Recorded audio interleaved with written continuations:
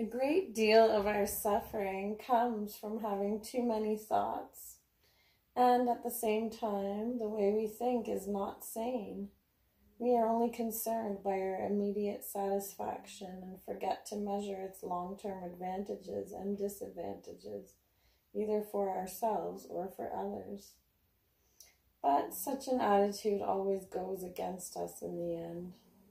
There is no doubt that by changing our way of seeing things, we could reduce our current difficulties and avoid creating new ones.